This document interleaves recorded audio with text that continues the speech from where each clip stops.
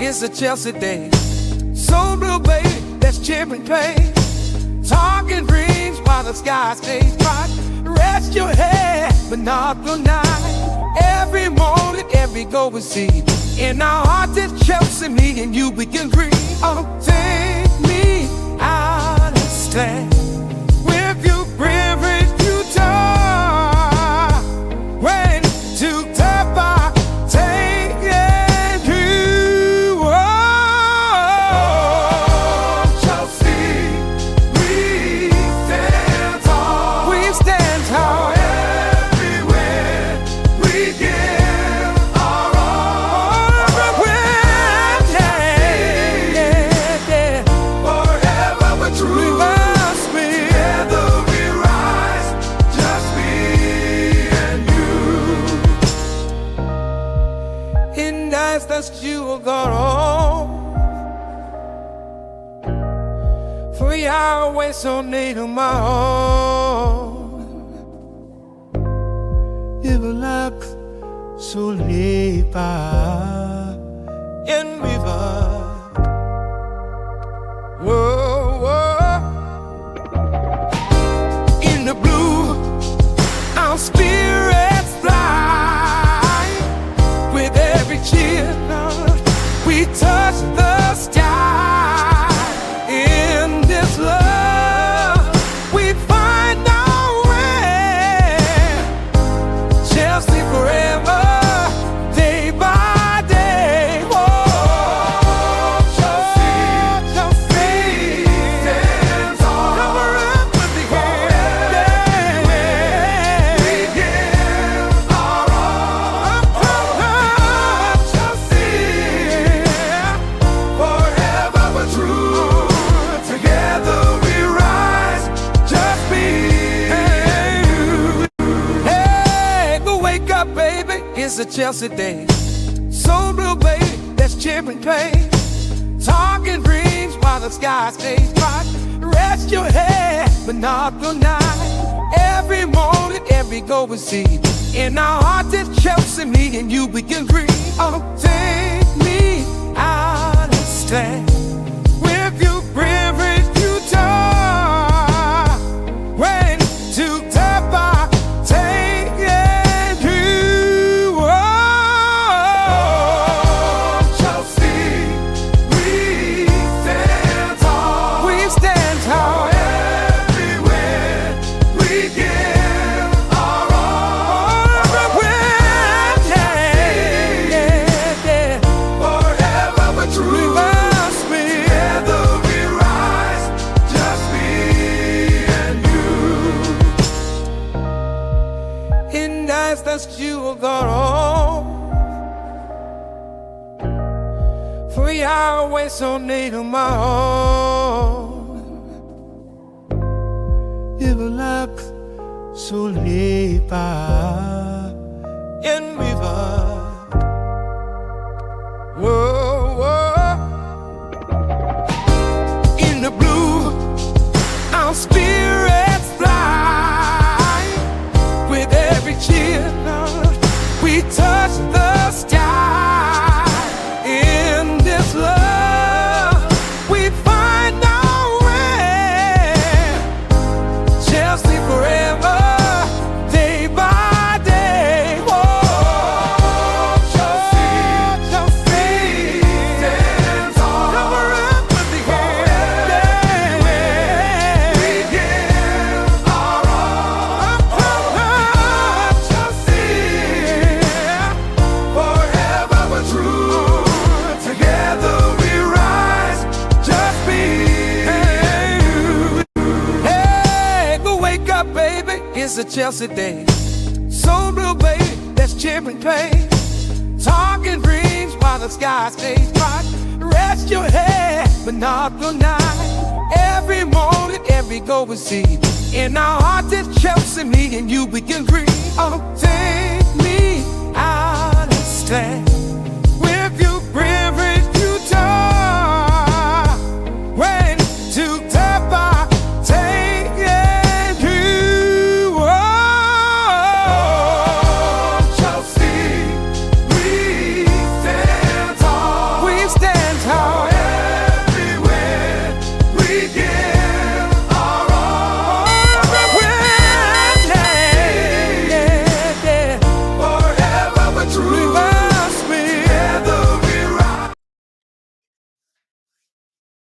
Yes, good people, big up to all of you. Thank you once again. Thank you for finding the time to be with me for another edition of the Daily Chelsea News Roundup show on Chelsea Perspective. And we have quite a lot lined up to talk about today. And we'll try to breeze through them as soon as possible and get done by the time we get to 1 hour mark into the show. We don't want it to be too long. Let's see. We'll talk about Jamie Vardy. We'll discuss whether you guys would like to see Jamie Vardy at Chelsea. We'll talk about Mark Guehi. We'll talk about Dean Huijsen. Is it Houston? I'm not sure how correctly to pronounce that. And then we'll also talk about Chelsea transfer targets. We have quite a few of them. Some of them we know will not be possible, but we'll have a conversation and try to come to a sensible conclusion whether those transfer targets are achievable, aka whether we'll be able to sign them or not. But that's, by the way, let me say hello to those of you in the comment in the chat session already. We have Cheka Aloke. Nice to see you, Mr. Cheka. I appreciate you. That name I know is of African origin. I wanted to say of Igbo origin, but I'm not too sure. The spelling close to something that'll be of Igbo origin, but do let me know. But big up to you. I do hope you're doing well, and thank you for finding the time to join us. We're streaming in vertical format today, which means if you'd like to see the like button, dislike button, or the comment button, or the comment area, just press and hold your screen for just about a second. Excuse me. Then you'd see that option, those options. We have disability awareness. Okay, Siaka Motion, nice to see you, my South African bro. Greetings to you all Chelsea Football Club fans. Thank you. I do hope you're doing well. It's been a minute. Hopefully your absence simply means that you've been busy. If that's the case, we're happy for you because, yeah, we do understand that bills don't pay themselves. Once again, please try as much as you can to keep the topics aligned. If you want us or me, I'm not sure anybody's going to join me on the panel to address your inputs in the chat section. Otherwise, I will assume you're having otherwise, I will assume you're having a good conversation with a community member. So let's go. The first item, let's go. The first one here. I skipped to the second one. Is about Estêvão Willian talking about the Chelsea project. You can go find the full interview, watch it, and hear everything he had to say. He has to say about him joining Chelsea, how Chelsea was persistent, how they were the club. Chelsea was the club that wanted them the most. Explained the club's project to him. It was understandable, and he liked it, which was why he chose Chelsea over numerous clubs that were interested in signing him. 1 second here, please. I'm struggling with cold a bit.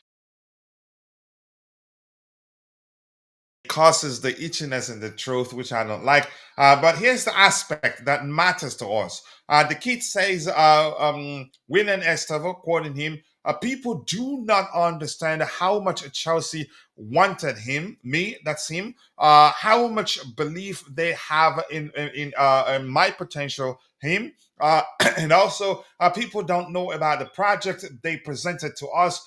These things matter a lot. I know we've made the right decision, and it's good to know. And I can't wait to see him represent Chelsea. I'm glad it wasn't. You can see it wasn't bribery. It was us selling our project to him the best we can. He bought into it, and very soon he'd be our player. Immediately after the Club World Cup, he'd become a Chelsea player. Give me 1 second. Let me take care.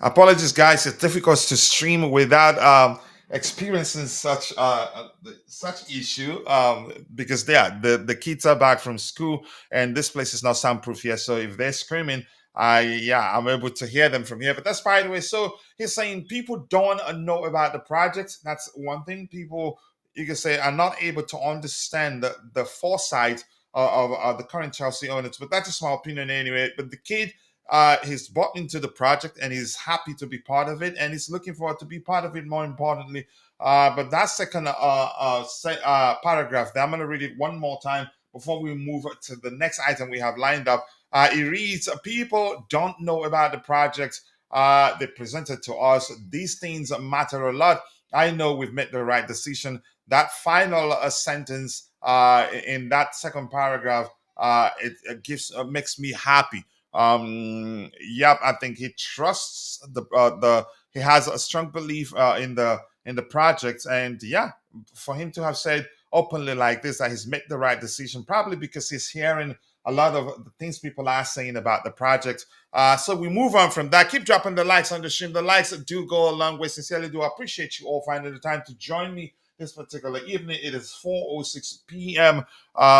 Where I am. I do not want to mention the place exactly. Hi to you, to Code Palmer. Nice to see you. I appreciate you finding the time to join the show. Thank you. The next item, as I said, I'd be happy if we can be through with all addressing all the items we have lined up. Once the show again, within an hour, that will make me very happy. The next item we have here, but I have a Constantine Dunn, the captain of the house. He's joined us, and I appreciate him finding the time to be part of the conversation this evening. Still morning for him because he's an Aussie man. He's in Australia. It's a good thing that he liked the Chelsea project. He still likes it. He's looking forward to being part of it. And he's saying people don't understand the project. And I don't think we'd lie to him with regards to what we're trying to do. He listened, bought into it because, yeah, he believes in it because it makes sense to him. His entourage, not just him. Let's say his camp, not just him. But again, we'll all see the project the way we see it. Some people don't like it. Some people are saying, okay, fine, just sign experienced players so we can have a balanced squad and we'll be better off. But Dante, here's what I'm going to come to you to talk about. I don't know if you've read, if you've watched the entirety of the interview, or if you've listened, if you were listening when I address his this particular aspect of the interview. But your thoughts, and nice to see you once again. Yeah, big up, coach. Big up, everyone. No, I haven't seen it. I've just woke up before, so no, I haven't actually seen anything yet. Okay. But can you see the portion we're discussing? It's on the. I'm on the laptop, so I can't see it. It's too small. You're on the other format. Okay, let me read it for you. Willian Estêvão. That's just to precede his comments with his name. And he says, people do not understand how much Chelsea wanted me, how much belief they have in my potential. That's the first paragraph. And the second paragraph, the aspect that I like the most is the last sentence. It reads the first, but the second paragraph reads, people don't know about the project. I like that one too. People don't understand the project. They don't understand the foresight of the owners. They don't understand that we're being proactive given the fact that football has changed from a financial perspective. And then it continues. People don't know about the project they presented to us. These things matter a lot. I know we've made the right decision. That final aspect of the second paragraph is also important. Because, yeah, we explained everything to them, which you can say the owners, I don't think they've explained that to any of our fans, which they found it difficult also to understand, even though they're part of it, in my opinion. But that's why let's hear you, Dante. Yeah, that's very mature thing of him to say, and just puts a bit of pressure off him and off the club as well. And it just shows you that they're not just signing these guys just for fun or for nothing. They're selling him a project, they're selling him a vision, they're selling him the future. And it includes a big future. And pretty much what they've said, what they want to do, get all the best young talent, build it up. It's a longer term project. And then once those come together, then they will add so-called superstars, more mature players that will fill out the team. So if that's what he's talking about, well, then that's probably it sounds a bit like what he's talking about, because otherwise he wouldn't say that. So, and I've heard it from a couple of others. So yeah, 100% they're selling him the project, they're buying into it, and especially for these young talents, these young so-called superstars that are on the way to becoming superstars. Of course, not all of them are going to make it, and that's why we signed a lot of them, because you sign 10, maybe half of those might make it. Not even maybe half of those might make it. 3 or 4 out of those 10 might make it. So when you sign volume like that, well, you're going to have a hit and miss. But he's definitely one of the big, the probably number one youngster, probably behind Yamal, with the brightest Arguably future. number one. He's broken all sorts of record, but Yeah, Yamal has won, you can say, bigger competitions. He's been a correct. part of That's why bigger I put him number competitions. one, Yeah. Yamal. He's still young and he's doing that at a young age in a successful team, of course, which is a little bit different. So a different type of league, but I probably put Estêvão at number 2 there because I haven't seen him outside of Brazil yet. But like you Mhm. said, he's broken all the records. He's on the way to superstardom. He's just got to keep his head and the off-field stuff right, and he'll get there because the talent is clearly there. But Yeah. yeah, I love what he And, said. Just mhm. backs up my belief in the project even more. Yeah, and there's something I remember before I go to Bobby. I'm going to quickly catch up with what we have in the chat there. He broke a record a few days ago. He became the first under 18 player to reach 13 goals and 10 assists in one season in the Brasileiro. I can't pronounce that correctly. I actually, even though I made a video and I had to practice severally before I was able to pronounce it correctly. But that's, by the way, yeah. That's a question from a Man City fan, I'm guessing. What's your thoughts on Man City this season? Have not been performing so far, but UEFA Champions League top 5 somehow. Here's the thing. I think one thing people aren't paying attention to, the financial fair play rule, FFP, and all those things have made, you can say, the playing field has been level for everyone now. Yeah, because the big guys cannot spend for the sake of it, for the sake of the fact that they have the money. So yeah, the season is like that, and anything can happen. I'm still not quite sure how everything is going to finish, but likely Man City will be there. But it's not certain yet. And coming to the aspect where I talked about being proactive, because football has changed from a financial perspective. So we're being proactive in the sense that we're signing even more players than we want, loaning them to sister clubs and some other clubs, and some of them being part of the academy, so that when we need players, we don't have to spend that much money. We just get them from where they are developing and plug them in. That's just my opinion anyway, but I think that's pretty much accurate. And we have greetings to you, to my brother. Nice to see you, Siaka, South Africa. I know that's you. And who else do we have here? Is my Big screen up, Yaka. frozen? It looks like it. Okay. Greetings to you too. Nice to see you. Okay, yeah, see you next time. And Vic is here, of course, to fight me. I did expect you to show up today. Just go back to work. I was a Chelsea fan before this kiddo was born. Suddenly, I didn't understand the project. This is me telling you, he understands the project better because, yeah, they would take the time to explain it to him more than they've done to the fans. That was exactly what I was saying at the time. He understands it better, but a lot of people don't seem to see the reason why we're operating the way we're operating right now. Do I think we can do with a few experienced players so that we can start achieving things immediately and not wait for the young players to gel? Yeah, I think we can. And rumors are that's the plan for the summer. And signs are we're doing that. We're looking at more and more experienced players, but that's not to say we'll stop signing younger players to be Sorry, can I proactive just add something as to we've that been. one? Sorry? Can I just add something to that comment by Vic there? All right, go ahead. Yeah, and like you said it, you said it as well. You don't think they've kind of made it clear enough the project to the fans, and Yeah, I could I be kind wrong, of but go ahead. yeah, I believe that as well. I thought that was the case as well. I'm like, well, did they? Well, they did make it clear because they said it in interviews, and then I found out that I was speaking to a couple of season ticket holders and stuff like that, and I'm like, well, they have, are you upset because they haven't made it more clear? And they said, well, no, they have made this clear. They've actually made it very clear in a lot of the pre-match notes and magazines that for the actual game days, they've laid out the plan to all the members and all the ticket holders in the notes before games, before the season.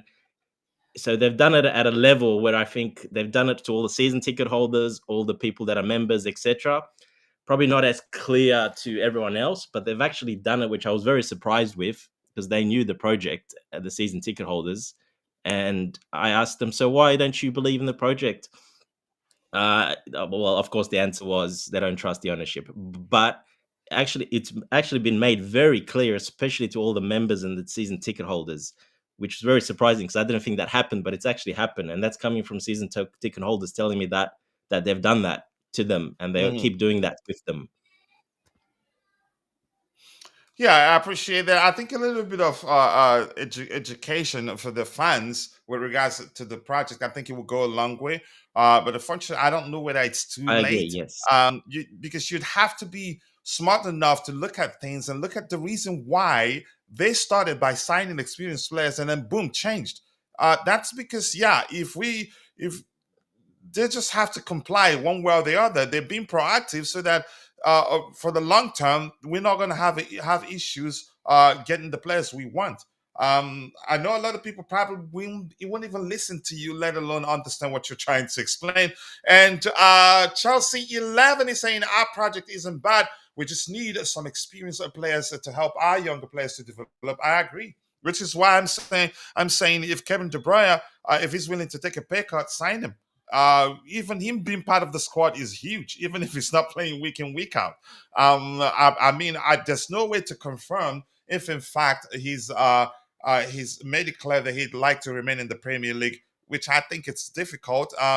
I get it. I have a strong belief that he's had a falling out with Pep Guardiola. I think there was a time he did talk back at Pep while leaving the pitch. I said at the time that his departure is not going to be pretty because Pep knows how to get back at players. He will pretend everything is fine, but he will find a way to just do away with you. And that may well be the case. I could be wrong because I've known Pep to keep experienced players that are as good as what's his name, as good as KDB. Yeah, even beyond the age that he is at right now. So I'm not sure. But Ty, nice to see you. I do hope you're doing well. I need to, buy another one. Smash it, do whatever you want with it. But much love, brother. Nice to see you. Hello from Serbia, Chelsea till I die. Nice to see you, Arsevian, bro. We support one club, the biggest club in London, arguably. No other club comes close. Arsenal may have won 30 million trophies. It's like having 20,000 Toyota Corolla from 1968. But it just doesn't make sense. We have, I think, in total 6 trophies, one Club World Cup. They're not even close. But nice to see you, Kunj. I hope I'm pronouncing your name correctly. If I it's Kunje. butchered it, Kunje. Okay, yeah, Kunje. thank I you. think it's Uh, Kunje. I think. Kunje, okay. If we're butchering it, apologies. It's not a clarity message. It has never been for the majority. It's a long-term success plan and the short-term goal that kept fans on the edge. I think I agree. Finally, I don't know you're this smart. He's gonna Pretends. hit I think that he's one. pretending only, coach. Yeah, he's gonna hit that one. Siaka, South Africa, coach. Do you foresee Chelsea in Europe rather than the UEFA Champions League because it's unlikely that Chelsea will be in the top 4 or 5? It's still a possibility. You could argue that it's going to be very difficult, but we need to play every game like it's a final. And the signs are good because all the teams are faltering. And I'm going to say this: Nottingham Forest, they will fall off. Remember, I told you that. Big up to you too, Shay Wendy. Nice to see you. I do hope you're doing well. KDB is a top player. He still has 3 more years in him. I would want him at Chelsea, and I'm still going to say I think Pep just wants him out. I think it's clash of egos at this point, and that's just my opinion anyway. But Bobby, big up to you, and thank you for joining us. The senior panelist here.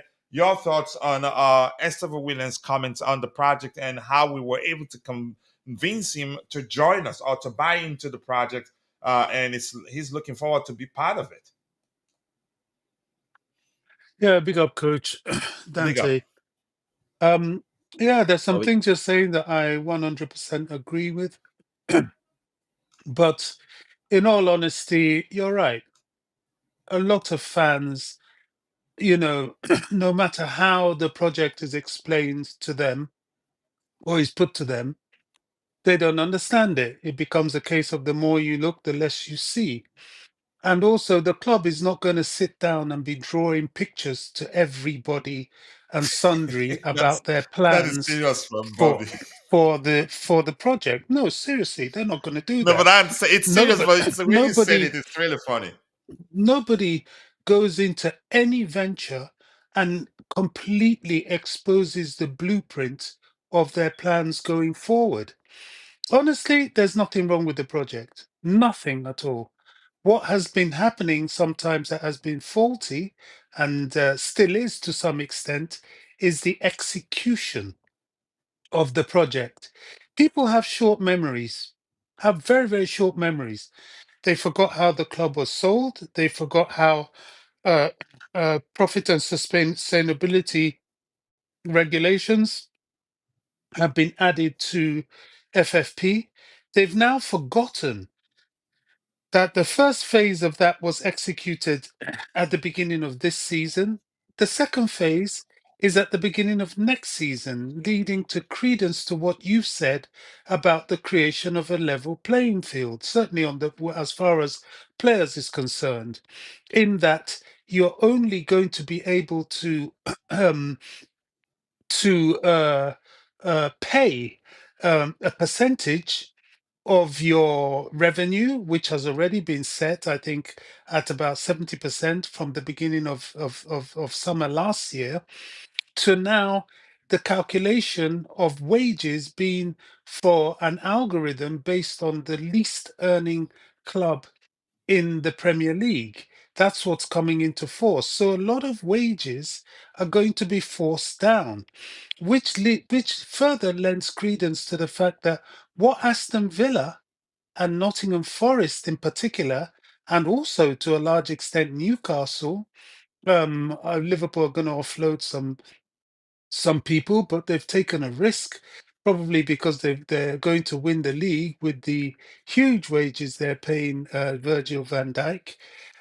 What Villa and Forest are doing is unsustainable, completely unsustainable, short term, totally dependent on the hope of getting to Champions League. And even being in the Champions League, I don't even think that's enough.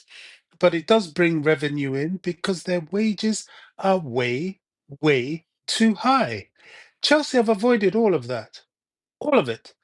Their purchasing initially was high in that they they broke the bank to bring in people like Enzo and Caicedo, which leaves me in stitches whenever I hear this silly little same old formula trying to scaremonger Chelsea into thinking, oh, we're going to lose this player, we're going to lose it. Listen, mate, those days are over. It doesn't work like that anymore. So those people that pushed and made a living or a reputation from releasing all these dud stories, they better find another way of operating because it just doesn't work like that anymore. Chelsea had a reason to secure these players on long-term contracts and within their salary structure. How are they selling the project? Quite simply, you go to a young player that's up and coming and has not had the opportunity of this level of football, and you integrate them into a vision of playing longevity with people with his peers and growing with his peers. It's that simple. Of course, there's financial incentive. Of course, the financial incentive has to be laid down.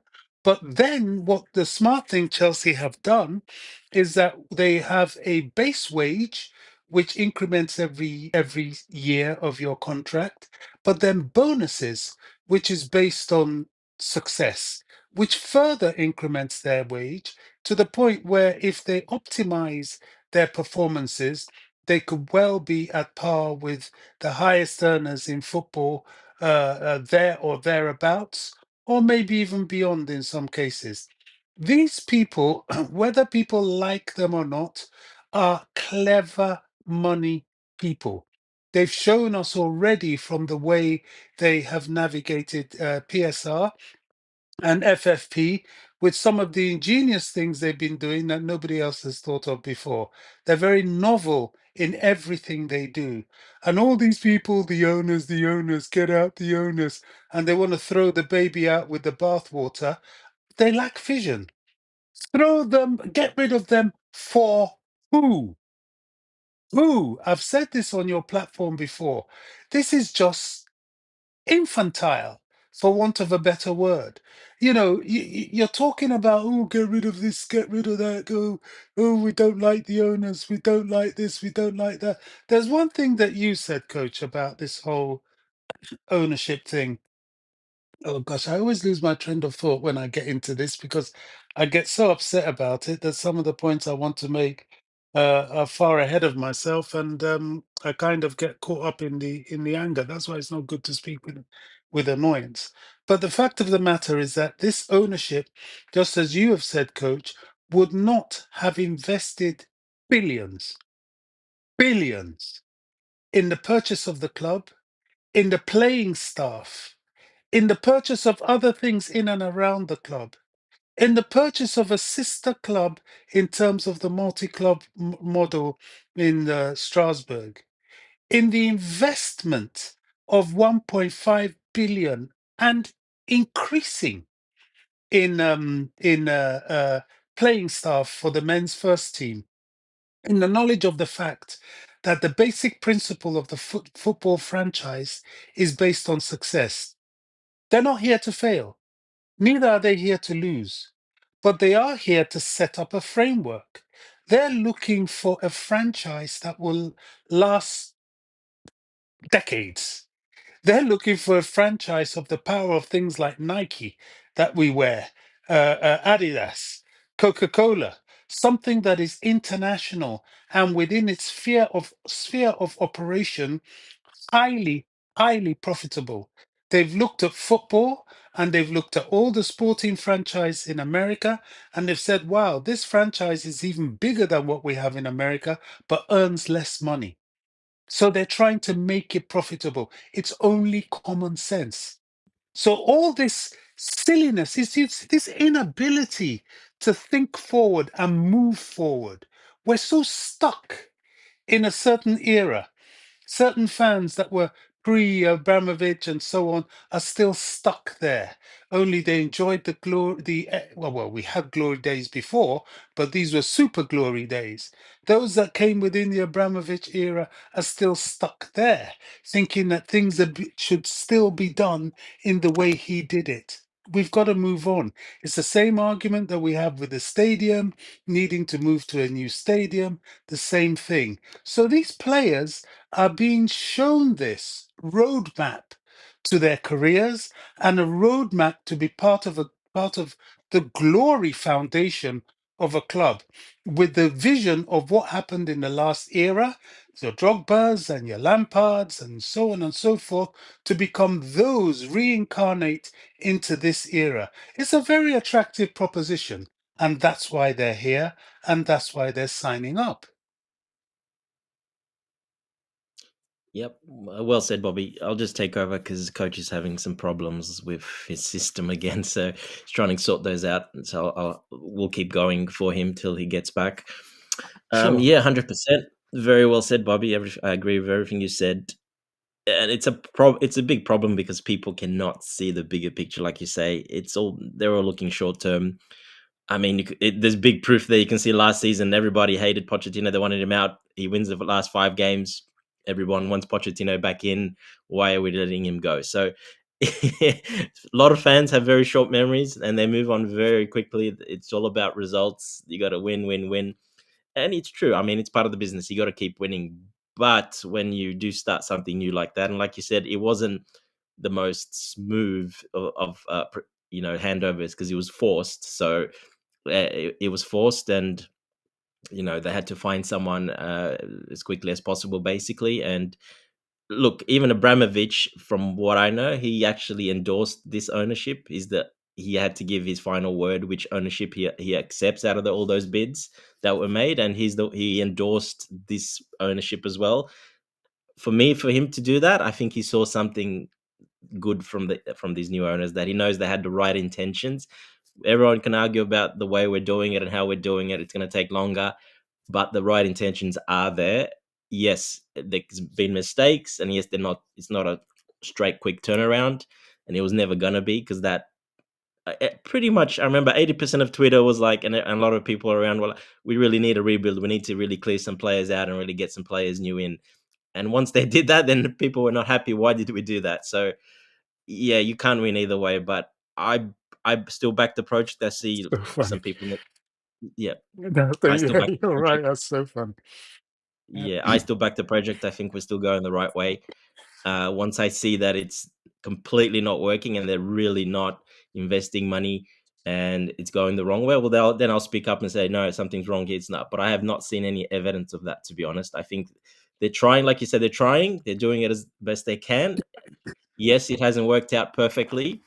It's never going to work out perfectly when you change 30 players and bring in a lot of young players and new coaches, etc. It's never going to work perfectly, but I think the right intentions are still there, and it's slowly getting better and better each season. So we'll see. We'll see how this season ends and what happens, and then we'll take it from there. But I'm still confident we'll finish minimum, I think, in Europa League spot. Worst case scenario, I think, will be that. And I think there's still a very good chance we'll finish in that top 5 and make a Champions League as well. So we'll just wait and see You, how it goes. you know what, Dante? I'm like most fans. We're all the same, especially if you're a Chelsea fan. We want to win. Yeah, of It course, 100%. frustrates me, it frustrates me as much as anybody else when we do stupid things. It frustrates me when we're piled up with injuries, when we don't play the right players for games, when our manager goes and flipping gets carded so he can't be on the touchline for one of these Yeah, last 5 games, which I think is just irresponsible. These are the application things that fans, I believe, are quite justified to moan about. But when we start attacking structural things, you see, these owners had to do something novel. They had no choice. The financial regulations and the retrospective penalties that could be drawn upon the club for some of the practices of our beloved Roman Abramovich in the past made them have to take this somewhat radical, for want of a better word, approach to taking us back to glory. And that was from coming through youth. And they said from the beginning that the youth football market had not been really exploited. And they are now exploiting it. Growing is painful. You can't make an omelette without breaking eggs. You can't build a house without breaking some bricks. It is painful to grow. There are all sorts of things that happen along the way. You go this way, may not work out so well, then you go the other way. You keep, adjusting, exactly. twisting, Yeah. and shaking as you grow up. This A is plan, what a plan never Chelsea's goes 100% to plan. You always have to adjust that plan slowly. Yes. Exactly. And the comedy of this is those fans back in the day, oh, we need to get rid of this, we need to rebuild the team, we need to, you sure? Exactly. Yeah, we need to, okay, yeah, we need And to. then they did Now it, we're and doing it. Exactly. They can't stand it because it's not easy. But just you and I can both be sure of one thing. I won't even say if. I will say when this project works, Chelsea will definitely be the envy of the whole football world. And people will be envious of the fact that they never did the same thing, and will be envious of the fact that they didn't even think of it. There are things that are being done now in the club that other clubs are copying in terms of navigating PSR and FFP, even with the owners of people like Man City and Newcastle that are owned by countries, and certainly in the case of Man City, I don't want to go on about it, but they've been manipulating some of the penalties that they should have faced by now. yep, But 100%. yeah, that's another thing. And their position, I think, is a bit rocky because at some point or other, the chickens will come home to roost unless You they can turn ugly manage to overnight very quickly. Yeah, 100%. Exactly, unless they manage to bribe their way out of it like they have been doing. But, Well, when you have that much money and power and backing and power, well, they've done that quite well, actually. yeah, and economic, thing. That's what happens when you're owned by countries, just like PSG. But that aside, they all look and marvel at the ingenious nature Chelsea are doing things. We're having laws rewritten, regulations rewritten in order to catch clubs out. It's being called loopholes, whatever that means. All they're doing is playing within the rules. As so far as there's rules, there will be flexibility to operate within them. That's what it's all about.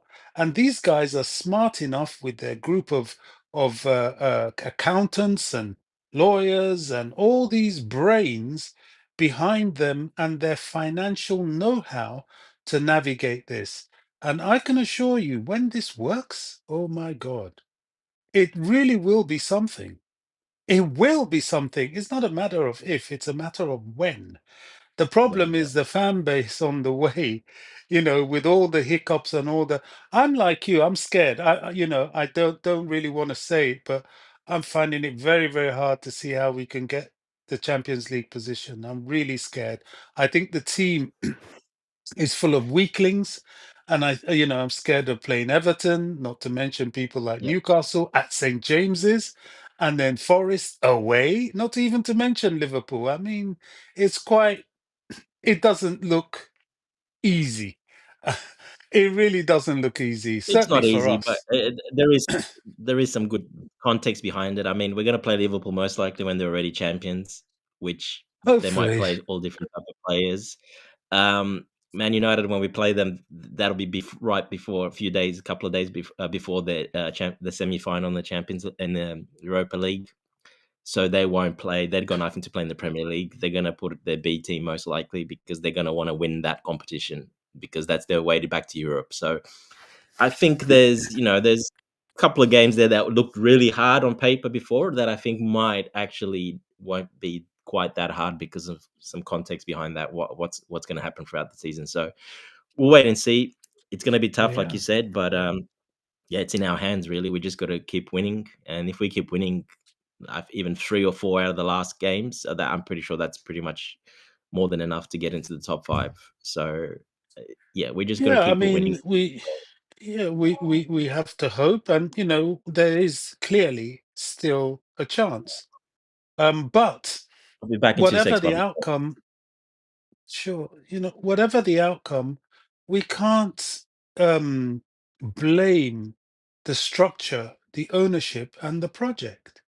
The whole foundation of where we're trying to head to is pretty clear. It's just that the navigation is going to be full of bumps in the road, which is what we're experiencing now. So we just have to hang on to our hats. But sadly, our fan base, gosh, our fan base really know how to turn on each other, turn on the club, and get so frustrated that yet again, as I said earlier, they come out throwing the baby out with the bathwater. And sometimes we just have to take a breath and realize that we're treading a path. Brave men go where angels fear to tread. We're treading a path that hasn't been trodden before, not to mention in the process of a rebuild. So we're going to have some bumps in the road, but we just have to hang in there and keep the faith. Yeah, sorry, Is back. that? I'm back. Yeah, sorry, my son woke up a little bit early, so I just had to send him back to his mum there. Um, Yeah. yeah, look, very well said. I see Vic there in the comments saying that a little bit of information for Bobby. Chelsea, I'm not sure if you saw that one. He's pretty much saying that Chelsea's wages are much more under Clearlake than they were at the end of Abramovich there. So yeah, he's trying No, to make a point. no. What he's trying to say is in terms of the number. You see, Chelsea's wages are spread over what is Correct. marginally more players. But the fact Yes, of the matter is that within the context of the players that are in the Premier League and within the context of that league with which they have to present the books, the wages have significantly dropped. reduced. Yeah, I And agree. that sort of argument. And one thing he's failing to see is that some of these players on these low wages that are young and are farmed out, some of them will not make it to Chelsea level, and they will be sold off. Exactly. And therein is where the club makes not only claws back the wages but makes some profit. It's the business model. And there's a sharp Um, turnaround when that happens. There's a big sharp turnaround. The wages drop even more. The salaries drop more because we're selling those players for, even if it's a marginal profit, or even what we bought them for, it's still a profit because they've probably been here a couple of years already. And you're gonna, yeah, it's gonna really have a real quick turnaround. 100%, I agree. yeah, Yeah, Vic keeps what we're doing continuing there with is, his you crazy know how comments. I Vic is. see. He's just saying, per What our we're logic, basically everyone should keep quiet until the shit hits the fan. No, Vic, you don't need to keep quiet. There's a way of doing it. And I know some people are not patient. People can speak up, protest. No, I don't believe they should be protesting because I don't think there's nothing to protest. Like Bobby said, they're trying to do the right thing. They're spending money. It's not like they're withholding money. They're not, they're not doing the right thing. They're not buying players. It's just a different way of doing it. But the right intentions are there. Of course, you can speak up. Everyone can speak up, and I know people that don't have the patience and don't see the project, the vision, what we've talked about with Bobby for the last half an hour. Basically, well, yeah, you can speak up, but um, there's no problem in speaking up, and you can complain about some of the signings we made, maybe the coach. Anyone can still yeah. speak up, but I don't see why you should speak up about the ownership, that they're not spending money and that they're not trying to do the right thing.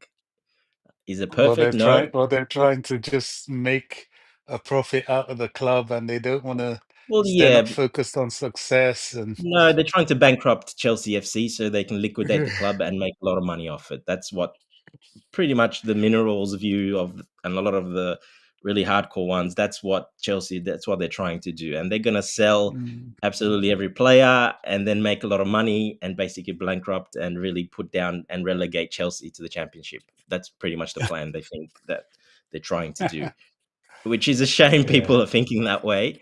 uh, yeah. Even some of the bigger commentators, I don't know if you saw Frank Leboeuf's comments recently as well. He actually LeBeouf. he echoed I kind that of stopped sentiment. listening to. I'll read you what he said. He said, "Sure, they gave big long contracts for young players, but if they can make a profit, and they will sell them. That's the goal. Cole Palmer, who was bought for 40 million, will be sold for 120, 130 million in the summer if Mm. they get an offer.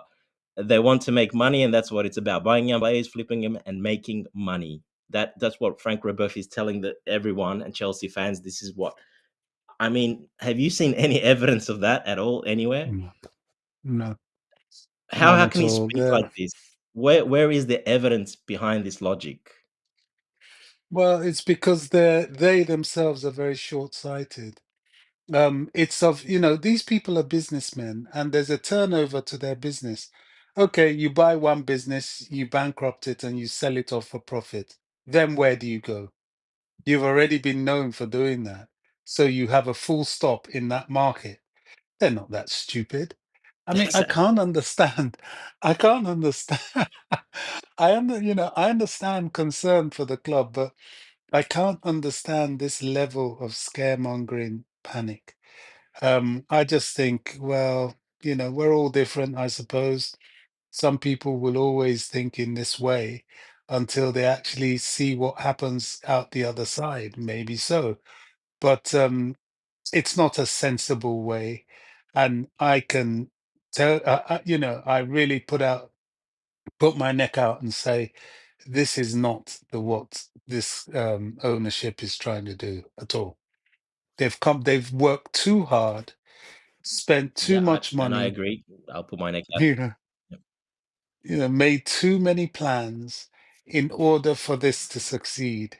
It just makes no sense if they're just buying to sell. It's silly, but it is what it is. I think there was a time they accused Roman Abramovich of that.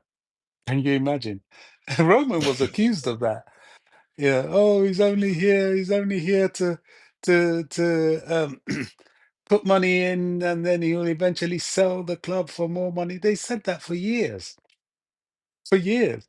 And Roman spent 19 years taking the club from glory to glory to his detriment, to the point where eventually he had to give away the whole thing for nothing, which means this man has lost more money in Chelsea Football Club than any other individual in Of course. any other you know any other sporting franchise process. In fact, I'll go as far as to say in any process, full stop, in terms of business. Billions was just He didn't ripped care. away from this guy. He didn't care Yeah. about he didn't care about his money. He had Y- so much of it, yeah. so it didn't But matter. the And that's fans, what that's exactly the fans need to realize that we don't that's a long time ago now, and that's not how it yeah, is anymore. it's moved on to a whole different kinetic of operation. But we're still, football fans are fickle. We know we are. And I'll say we in that extent because, when we lose, you all know how upset I get. But after a Of while, course, yeah. I know when to put a lid on it and when to start to get back to reality and back to normal. And it's good to have these forums because we often stay on these platforms, and when each of us goes too far, we kind of slap it down and bring some reality check into it, and that's the good thing in it. So Leboeuf and the rest, I'm sorry, you're wrong.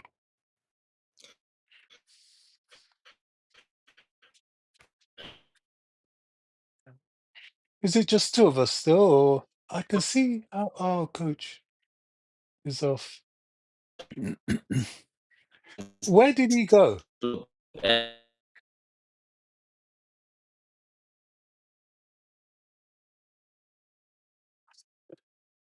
I can't hear you.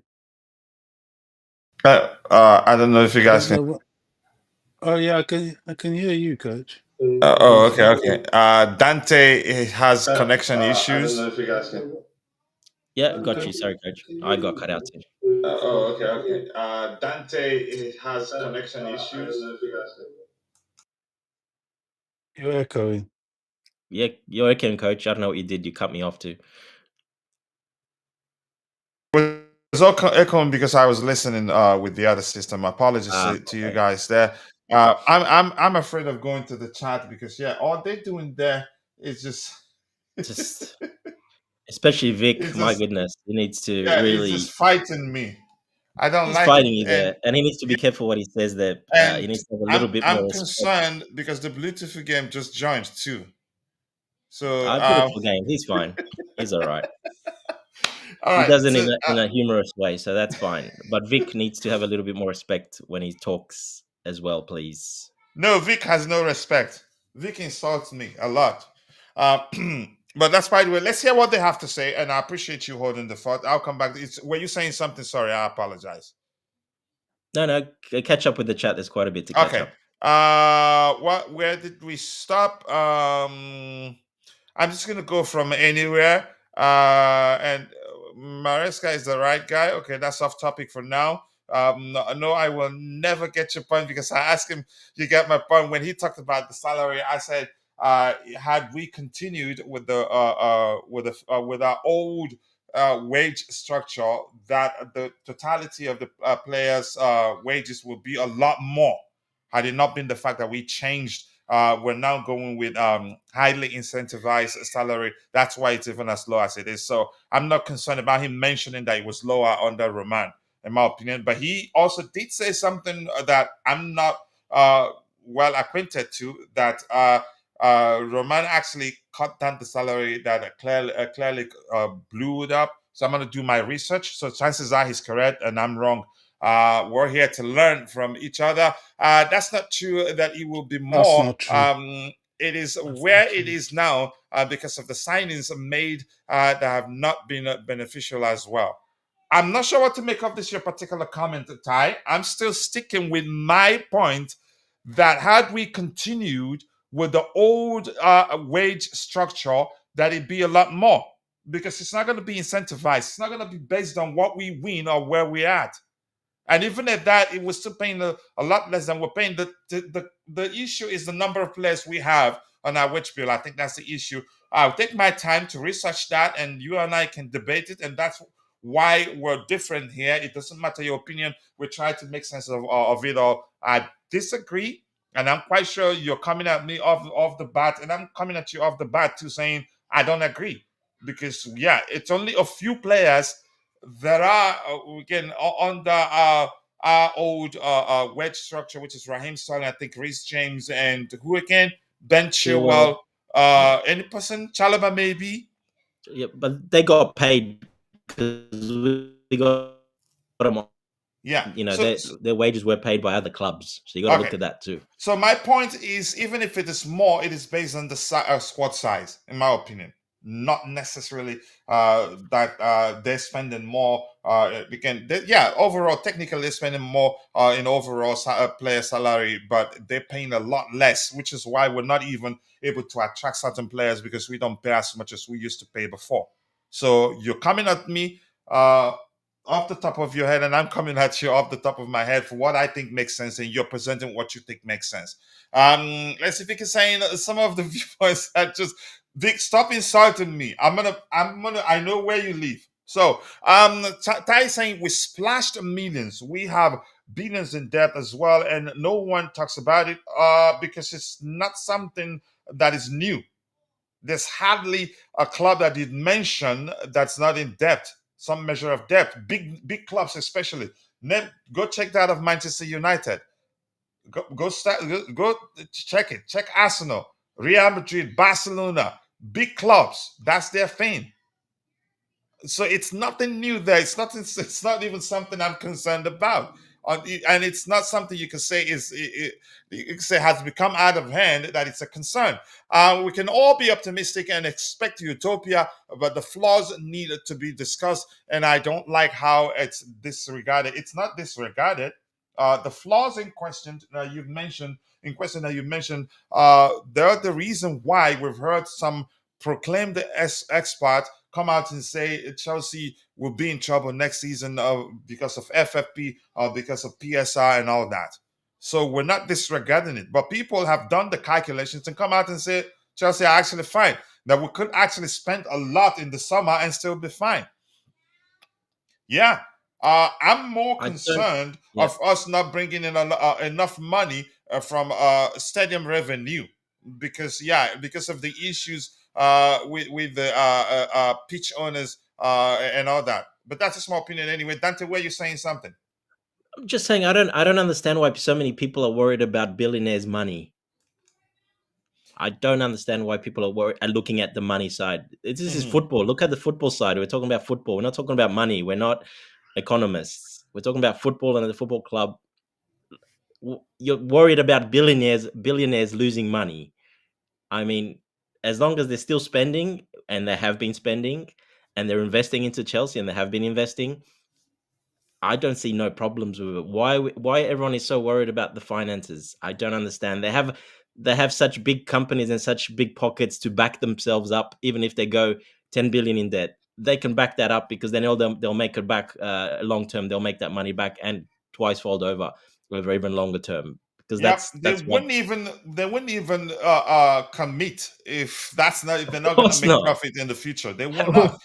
Yeah, they're not here to just spend money like Roman Abramovich was and just it's not their own money out of their own pocket like Roman Abramovich. For Roman, it was just more of a pet project. But towards the end of his time as the owner, he was planning on changing that. Exactly. He wouldn't be able to do it now. 100% he wouldn't be able to do it now. And he would have had to change quite a lot. Yeah. So he wouldn't have been able to. But I'm just saying, why are people still looking at the money behind Chelsea when they're just trying to find loopholes, and they found loopholes to get us to enable us to sign even more players and spend more money? But that is a problem, apparently. Have they been perfect? No. Why? And I'm going to go back to saying what Bobby said. I want us to move on from this topic as soon as possible. Execution has been the issue. They've made a lot of mistakes, and I'll be the first to mention that. But one thing I hate to hear people say is they're here to just make profit and not win. How are you gonna make profit if you don't win? How many players are you gonna sell to make profit after spending 4 point something billion in purchasing the club plus extra? How many players are you gonna even sell Long-term to investment, break coach. even? This is what people fail to realize. Exactly. It's a So long-term investment. that's the once I hear somebody arguing that, I don't listen to that person. Argue that they've made mistakes, and I'll say yes, and I will help you name a few. But that's by the way. I want us to move on from this topic as soon as possible. We have a lot of transfer items lined up here to talk about, and big up to you, the blue. To forget, why am I even bigging you up? You came in here and joined Vic in fighting me immediately. I don't like you, bro. Just go. Go away in quotes. This is not a summer ever. How'd you pronounce that? Longoria searching for a Mexican show. Oh my goodness. Liverpool won the title. They have they won it or they haven't? That was going to be the case had Arsenal lost against uh I Palace. don't know. I don't know. Vic, leave me They alone. drew. Had Arsenal lost against Crystal Palace, but they drew. So Liverpool still haven't won that. 48 players signed, and only 5 have worked. I don't think you can say only 5 have worked. The ones they spend, you can say the big names, you can say purchases. I think they're still fine. The one that went to Saudi Arabia, he didn't fail. The opportunity came, and there was no place for him at Chelsea. We had to take the money and run. I wouldn't say there are a few you could name that I say maybe failed. I don't know which one you'd name and say have failed, and I agree without asking saying. But how about this? Let's see. Do you know how many rich people bankrupted their companies? It happens, but I'd say Right. you cannot say that's the intent. Bankruptcy happens all the time, but it just wouldn't make sense if you say the intent is to bankrupt the club. It just wouldn't make sense. So I'm going to scroll to the very bottom, get a few of the comments you have. That just go away, Vic. Leave me alone. Yep. You're not. You don't have foresight. CFC need to offload most of the players that are not being playing, that have not been playing. 40 plus players. No way. I think they will. A few will be difficult. Benchua, not that much of an issue. He doesn't have a lot left on his current contract. But Raheem Sterling, a pain between your legs that if you leave it there like a set of fly or on that thing between your legs, if you leave it, it will bite the life out of you. If you in a hurry try to kill it, you will hurt yourself. Yeah, that's the Raheem Sterling's case explained. Sorry about the language, the picture you probably got in your head while I was saying that. Vic waffles a lot. I don't like Vic. Thank you for saying that, Corey Pirate. I appreciate you. The football is rubbish, so I got my eyes on that money. Just go away, man. Leave me alone. Go back to work. You usually at work by this time. Yes, Dante, don't worry about Billions Cash. I'm not worried about the money because, yeah, I know we're fine in that aspect. But that's fine. Way. Let's move on to the next item we have lined up. Keep dropping the likes on the stream. The likes do go a long way. 18 likes, we can do a lot better than that. 19 people currently watching at the same time. Nearly that much also on shared between X and Facebook. So keep dropping the likes on the stream. The likes do go a long way. Me and Vic are in the pivot. Yeah, difficult to beat. The moment I saw you, I said to myself, I'm not going back to that chat to that chat section. But that's by the way. So this year, a report from Ole Argentina reads Willy Caballero. How do you pronounce that? Willy Caballero will oversee Chelsea's Premier League match against Everton this Sunday due to the suspension of Enzo Maresca, who has accumulated 3 yellow cards and will have to watch the match from the stands. They'll still be communicating. Everything we see on that day will be down. Will be what he wants. Yeah, Caballero. I think they'll be communicating through a phone, maybe. I don't know. Not an issue for me. I just want us to win. I don't know. Anybody on the panel want to talk about that, or should we move on to the next item? Yeah, it's not an issue. It's fine. The game plan gets done before Caballero will know everything. The assistants will know everything. He'll actually have a better viewpoint. He'll be high up. Oh, thank you. That's a good point too. Yeah, he'll actually see even much better how everything's, and he can relay that down if he wants to make some tweaks and changes.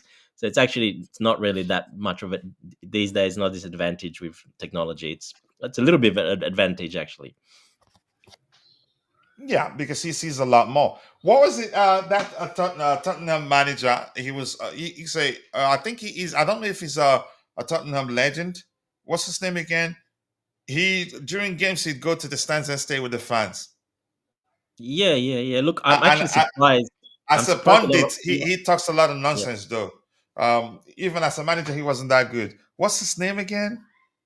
Was it No. But I'm actually surprised a lot more coaches have not. Sorry, coach. adopted I'm that? actually surprised a lot more coaches have not done that. Actually, gone higher up into a box higher up and actually control the game from there and have an assistant do all the yelling and blah blah blah to the players, like a really trusted assistant.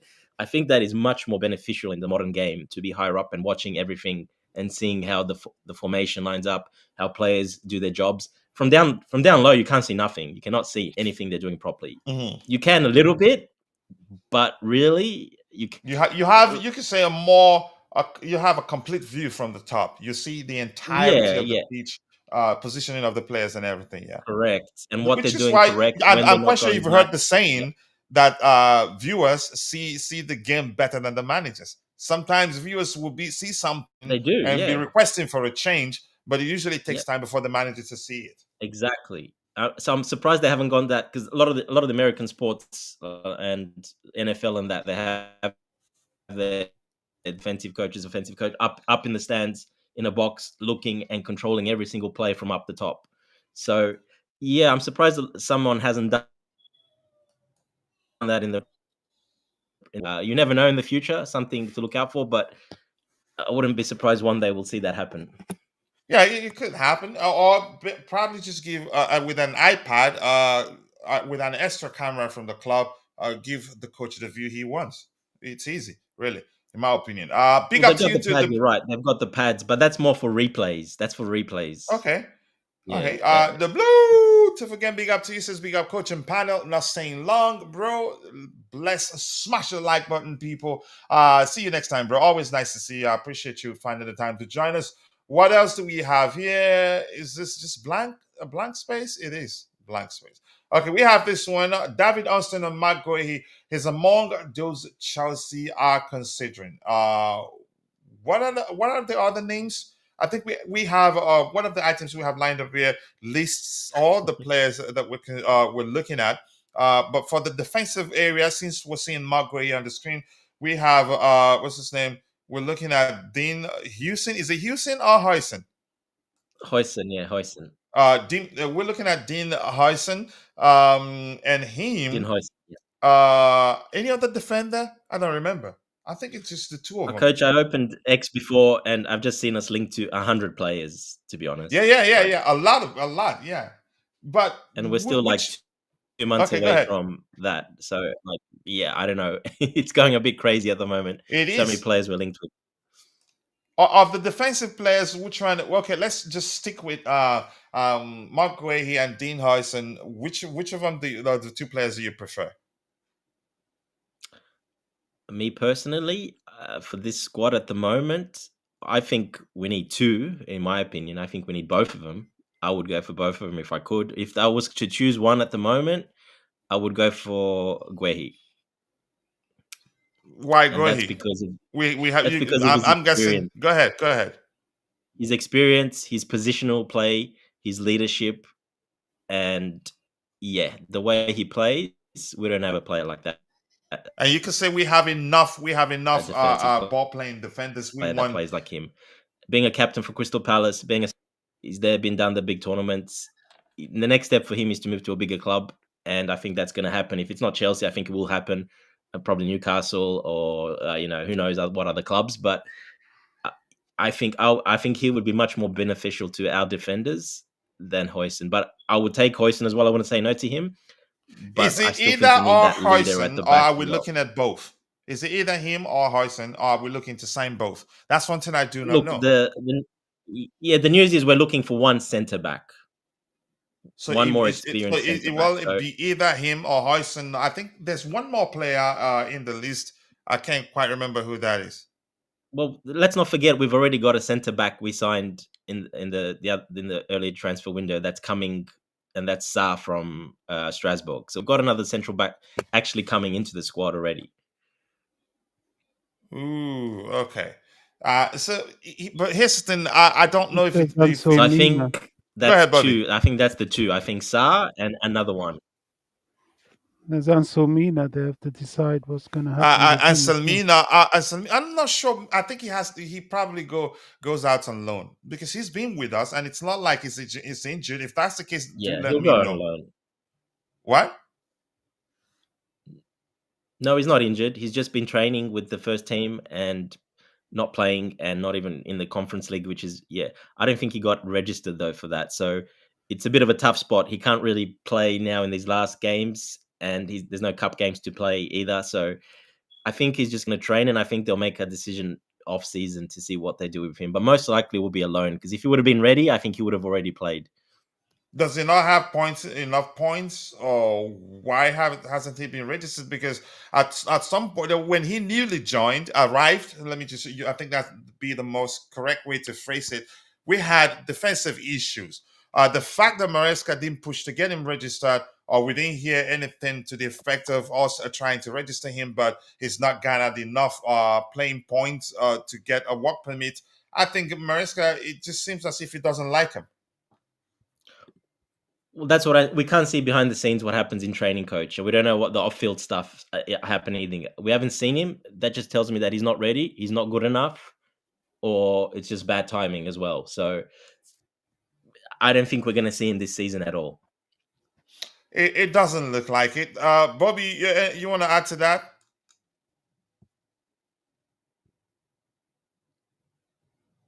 Sorry, coach. Sorry. So what was that?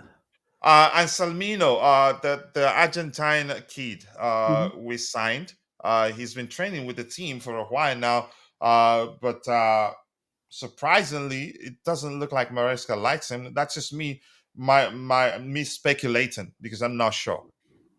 Well, we can't say Maresca doesn't like him, coach. You get a kid coming from Argentina who's Argentina, never yeah. so much as kicked a ball in a friendly in Europe, not to mention in a Mhm. competitive game. Sometimes these players come and it takes them years for them to go anywhere near the first team. It's just that at Chelsea, their acquisitions are so publicized that we expect them as soon as they land at the club to be lacing their boots with the first team. Kendry Pius is here as well. He's acclimatizing, getting used to his environment, the parent club to start off with, getting used to what it feels like living in Europe, living in England, not to mention playing in England and playing in He's in Europe. France, Bobby. He's in France. He went to Strasbourg. He's training with Okay, Strasbourg, well, yeah, yeah, I but think it's he. still the But same point. I that's think Yeah, the point is still valid. he was here for pre. two couple of weeks, and then he's gone to Strasbourg for the rest of the season. But then he'll come straight back again for the after. Yeah. Pre-season and probably go back again. Who knows? Depending on how well he does. And then the same with Ansel Mina. Ansel Mina is 18, 19 years old. People are expecting a lot from such a child. Even somebody that is born, brought up, and playing at Chelsea, like Josh Achimpong, needs time, or Tyreek George needs time, not to mention Ansel Mina. So I'm in no hurry with Ansel Mina. It will take what it will take. If he needs to go to Strasbourg, then so be it.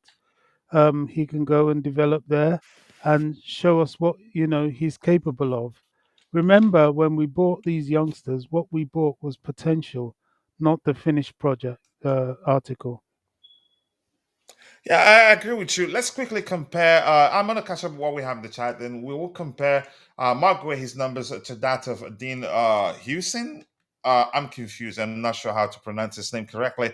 But bro, nice to see you. And then Chelsea 11. I want a top defender. I think we might sell Colwell. Badia Sheila Disasi. This summer, I don't think they are good enough. I mean, that's a good enough argument given how they've performed of late, in my opinion. And I have my sister in the house, Miss Melina. Thank you for always finding the time to say hello to your brother. And I'm quite sure you've already dropped a like on the stream. Much love to you. Can't wait to collaborate with you again. But I also, at the same time, can't wait to banter you at the end of the season if Arsenal ends up not winning the Premier League and and the Champions League. But Bobby, Miss Melina is saying hi to you.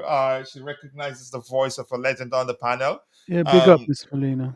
what else do we have here? And yep, people, go and check out Miss Melina's YouTube channel. She covers all EPL clubs and beyond. The link to her YouTube channel is presented there. Please go check it out. Subscribe. You will enjoy her content. Her knowledge of football is something I know you will all enjoy. So let's look at this. The radar here, what it tells us, Dante, if you're still there. Yep. This compares Dean Huijsen's number and Marco his number. He knocks him off the pitch. Honestly, it's not even close. If we had time, I'd go back to the previous season and the season before, because it's important to see whether the player in question has performed consistently. But let's stick with 24-25. Can you see my screen? I mean, you can see it yourself. They both Dean Huijsen is 20, Guehi is 24. But I wouldn't mind assigning both if we can. Okay, aerial percentage success, Huijsen a lot more, not even more. Ball carrying a lot more, not even more. Passes also a lot more, not even more.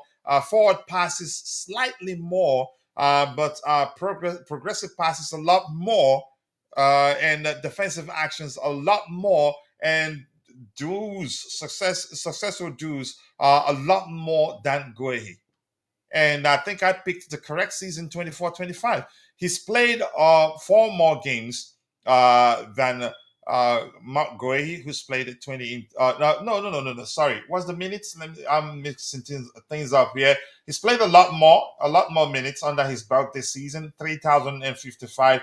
Guehi 2,304. But even at that, the gap is just too much in terms of his success in those metrics we've looked at. But let me hear your thoughts on that. So you could argue that's probably the reason why we're hearing a lot more about us pushing to sign him. And some rumors suggest that we're actually leading the race to sign him. Some are suggesting nobody is in the lead. There are that the race to sign him is still open. I think who was it? It was Fabrizio Romano that did say today that yes, we're talking to his camp, and so do all the clubs. But let's hear you. Yeah, look, if you look at by that, if you go just by that, yeah, 100%. But you got to look at the context behind it as well. The way Bournemouth play and the way Crystal Palace play. That's very important. The eye test is very important. Yes, he doesn't have that license to do what Huijsen does. But even for defensive actions. Yeah, coach, but he doesn't have that license to do what Huijsen does. He sits back, reads the play, leads, puts people in position, etc. He's a different type of player completely. I remember we looked at one of these. I'm not sure if it was for we compared Guehi with some of our defenders, and Guehi I think he was with Levi Colwell. Levi Colwell will always beat a lot of them with his because he has excellent passing range. And he's given the license to do that. Yes, correct. Where he's not given the license to do that, he can't do that in Crystal Palace. It's not the way they play. So you always have to look at the context behind it, the way they play, what's his position, and what's his role in that. Huijsen's role is to be free, to go wherever he wants in that back, because he's got the other guy that defends, that sits back, the other Zabani, the big guy, the big Ukrainian or whatever he is. He's the one that sits more back. And then Huijsen's got a free license basically to go forward, pass, run with the ball, pass around. It's a little bit different. So the roles are very different. So his stats are going to look way better because of that. But if you look at the eye test, the positioning and the way Huijsen plays, well, it's not very good. Of course, he's got a lot to learn, but he's basically all over the place when he defends. Now, do we need a defender that does that, or do we need a defender that actually sits back, controls, and is a general back there? Yeah, do we need a general back there to control everyone, to tell them what to do? You can let Levi do that. You can get let Fofana do that, or do we need another wild one that goes absolutely everywhere and is all over the place positionally? Do you think we need both? We're looking for both, but so Yes. quickly, Bobby can Yeah. we hear from. Okay, if we Yeah. need both, Yes. then Yes. fine. And just quickly, Bobby, Kishan, you can tell us you don't like Houston. Why don't you like him? Don't speak, you're a panelist actually. Don't speak like you're just a typical Chelsea fan. Bobby, go ahead. Let's hear you. Yeah, I absolutely agree. I do think we need both. I think Howson is being looked at because of the condition of Wesley Fofana. 3 seasons of injury-prone Fofana is enough for us to do something about it. I don't think he'll ever give us a full season. Hmm. That's just what it is. So Howson will be that mobile, aggressive, and in his case, perhaps a bit more cultured than Fofana. Is he as physical? Well, I don't really know. I haven't watched Howson that closely, but the little No, clips I've that's one of his seen, big weaknesses. His physique. He gets pushed off the ball very easily. If we saw when what Nico Jackson did to him when we played him, he yeah. basically even Jackson ragdolled him a couple of You're times. just making sure Bobby will Well, support you, right? well, No, I'm just stating he the fact. is, he I'm is just kidding. Go 19. ahead, Bobby. He is 19 and probably has some developing to do. But yeah, Exactly. He hasn't got the man strength yet. Yes. which is really not what we need, to be honest. We've got too many weaklings in the Chelsea team. But the fact is, there's something cultured about the guy that is worth having. Now, I am of the belief that we really do need both. I think we need both him and Gurhi. And that would probably, well, we know that Desasi is going, but I think certainly that may kind of terminate or see the end of Badiashile and And Chalobah too. or Tosin. Now, I don't really want to see Tosin go because I think he's Dawson high. is staying. I think Yeah, Chalobah will be the one to no, leave. Chalobah is But I it's up to, mean, but it's looking like Maresca likes him and he's doing well. Go ahead, Bobby. yeah, Maresca likes him. I think everybody likes Chalobah. He's a very useful player to have in your squad.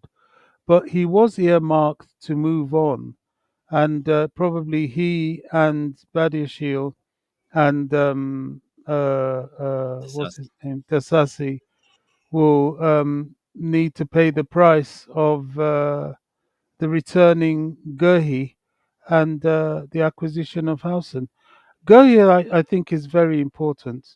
I think it's very, very important. Bringing back Gurhi is like bringing back Chalabar Plus because Gurhi is a Chelsea boy. He knows where he's coming to and he knows what would be expected of him. He may not have played first team action as much as Chalabar did, but he's proved himself elsewhere. Um, I am very saddened that Played Chalabar, more, Bobby. He's actually played more.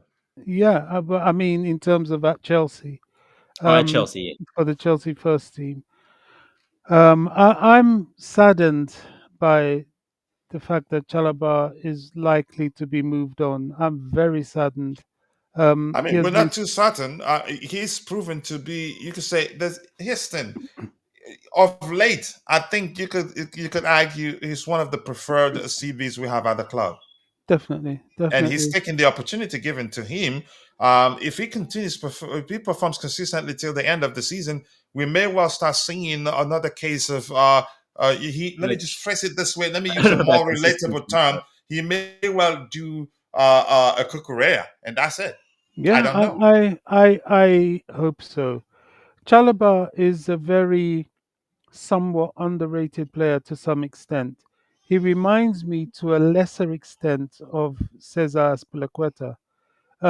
Cesar was somebody that every time he put on a Chelsea shirt, right up until perhaps the last few weeks of his career or months of his career at Chelsea, he will give you at least a 7 out of 10.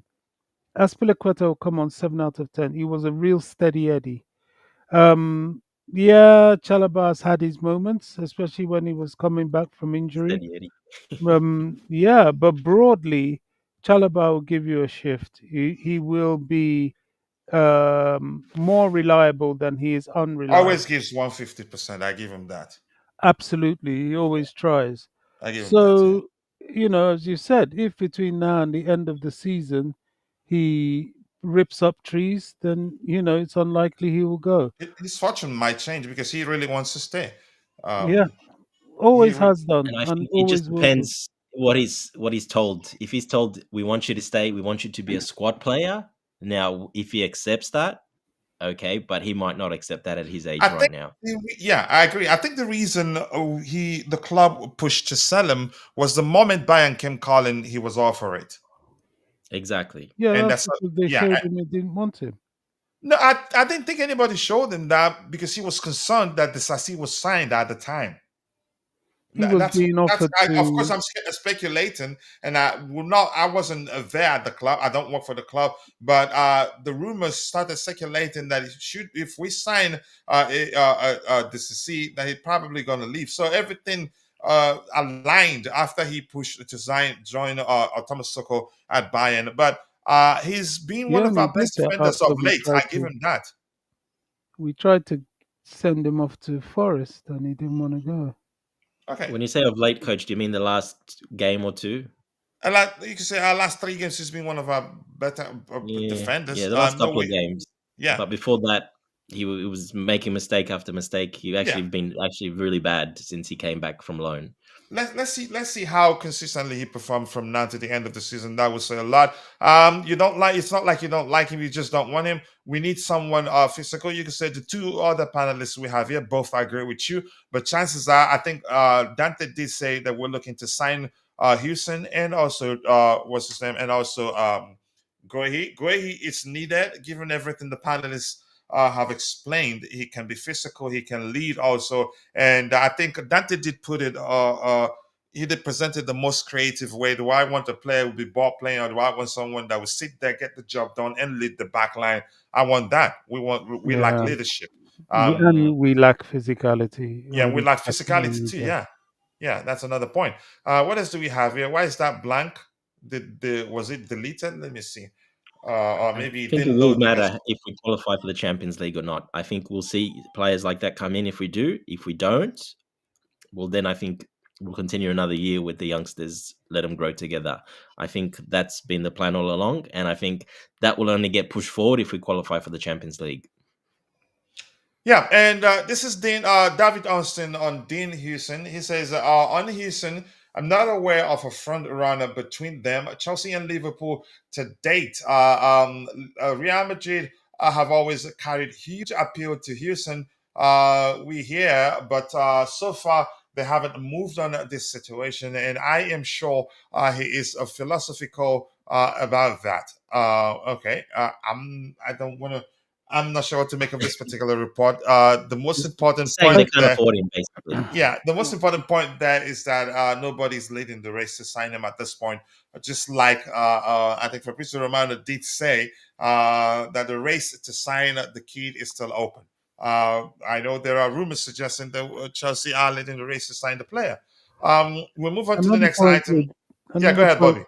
another point with Real Madrid is that one, the cost. I think they're slightly overspent, and two, um, they are probably going to have a new manager come this season. There's a lot of rumor about Jurgen Klopp, and if the new manager feels he's vital to whatever it is they want to do, Mhm. then they may revisit the situation. But I doubt that. His age and profile would, and the players they have already, would sort of not make him be a major priority for them.